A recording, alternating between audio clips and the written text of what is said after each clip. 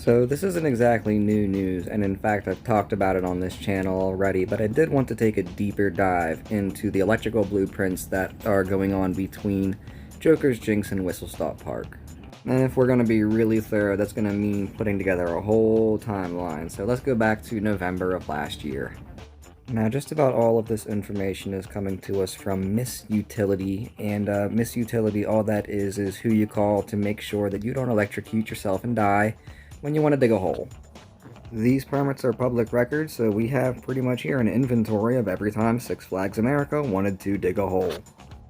Alright, so our timeline begins with November of last year, where we have a permit for excavating a power line trench from a transformer.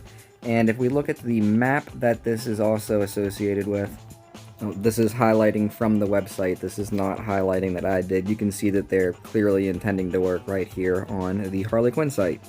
Now, if you don't know Six Flags America, after Halloween and Fright Fest, the back half of Six Flags America, where, Gotham City, where Harley Quinn is going to be, is shut down and not actually used for Holiday in the Park. So the timing of this permit is essentially about as soon as they could start working on Harley Quinn, they got the permits to start digging. And on the most recent Google Earth imagery, which you do need the desktop version to be able to see, we can, see through this kind of scar in the earth exactly where that work has taken place. Okay, then we skip forward to January 21st of this year, and we have another permit for power line trenching. But on this permit, the work site is noted as being Whistle Stop Park and the plot of land between that and Joker's Jinx. But what's even more interesting is that this permit has a blueprint for the electrical work attached to it. This is that blueprint in its entirety. I will include a link so that anybody can look at it in a high quality PDF themselves, but I'm going to call out some individual things myself here. The first is in this part kind of cut off to the side over here, where we can see the address for Six Flags America and install new amusement something or other. Basically, it's just the word new is always fun. And secondly, we have here the dates that this was drafted: November 27th, 2019, or not drafted, at least approved, which is after the work had already begun on Harley Quinn. The job owner or project manager, however you want to interpret that, is listed as Douglas Shenton, who you would think is associated with Six Flags America, but he's not.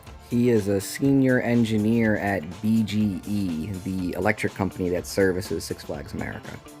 So this seems like a pretty large project at first glance if Six Flags America themselves can't even take care of it.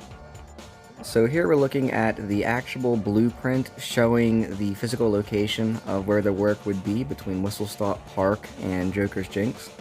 And you can see that there are 4 numbered steps surrounding this. You can see number 1 references an existing switchgear, and I believe that's just like a starting reference point. You could even see it explicitly says no work there in parentheses. At step 2, you can see that it seems to say to install 3 13 kV cables. At step 3, you can see that they are installing the new switchgear, which is about halfway between Whistle Stop Park and Joker's Jinx. And finally then over at step 4, we have 6 13 kV cables of 500 AL, whatever that might mean, coming out and connecting into the original electric infrastructure right there. And if you're unfamiliar, what a switchgear does in short is it puts into one handy dandy little box everything that you need to take that electricity out of the cables in the ground and actually supply it where you need it in an area.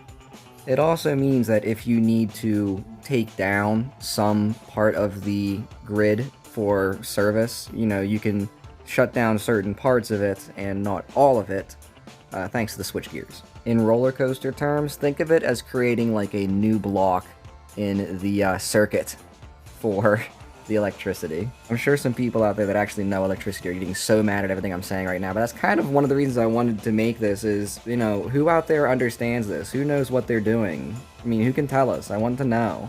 Because for a layman like me, what it looks like is that an awful lot more electricity is going into that switchgear than is leaving.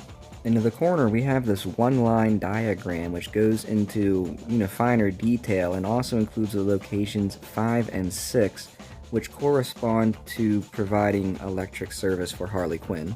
But again, if anybody out there actually knows what this says, you know, comment, please. Looking at the most recent Google Earth view, which you do need the desktop version to see, we can see that this work was completed. There's the scar in the earth, there's a little box right there. They did it. You know, COVID didn't stop them, I suppose. And there have been a handful of other permits for electrical work and other various bits of work around Six Flags this off-season, but nothing that came with something quite so juicy as, you know, an actual blueprint that we can, you know, sink our teeth into. That said, I really do think I've reached the end of what I can actually glean from what I can see here. Anybody that has any better understanding, please leave a comment, and even if you just want to speculate, speculation's fun too. I'm always down for that. You know, just don't lie. Don't lie on don't lie on stuff you don't have. Okay, we all know you're lying. But yeah, anyway. Anybody that knows cool stuff, leave it in the comments. Bye.